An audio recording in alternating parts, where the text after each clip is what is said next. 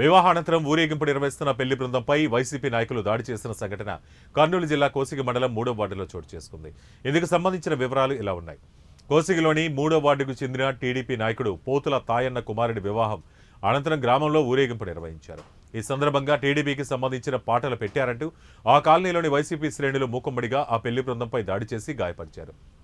దీంతో బాధితులు పోతుల నరసమ్మ, పోతుల తాయన్న, పోతుల నాగరాజు ఫిర్యాదు మేరకు పోలీసులు కేసు నమోదు చేశారు.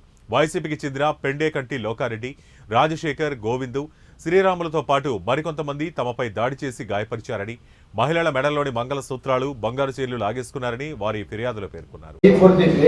ఒక ఆడపిల్ల మా వదిన కొడుకుతోనే ఒక ఆడపిల్లని ముక్కు గుద్ది ముగ్గురాయిపోయి నెగిలిసిపోయి తాళపట్టు కూడా తెప్పినారు. ఆడపిల్లది రోడ్డు మీద పోతుంటే గవర్నమెంట్ అధికారం ఉండి కూడా తెలుగుదేశం పాట పెట్టకూడదు, తెలుగుదేశం గవర్నమెంట్ ఉండి కూడా తెలుగుదేశం పాట పెట్టకూడదు, మా ఇల్లు ముందు తిరగాడకూడదు, ఆ ఆడపిల్లలు తెలుగుదేశం ఆడపిల్లలు పట్టుకెళ్ళి దెంగుతాం, పట్టుకెళ్ళి రేపు చేస్తాం అవుతుందని మా ఊళ్ళో బెదిరించి నా మీదకి వచ్చి ఏమి ఇంత అన్నాకింత ఇది మాకి అంటే వాళ్ళు లవ్కు ఎంపీపీ ఈరన్న అది వాడు మనుషులు కాశం గడ్డ ఇంటి దగ్గర మా మీద కొడతాం, నడి రోడ్లో పోతున్నాం అంటే ఏ లేదు మీరు టీడీపీలో టీజే మాట్లాడుకోడు, టీజే పెట్టుకోడని వాళ్ళు దాడి చేయడానికి వచ్చినారు.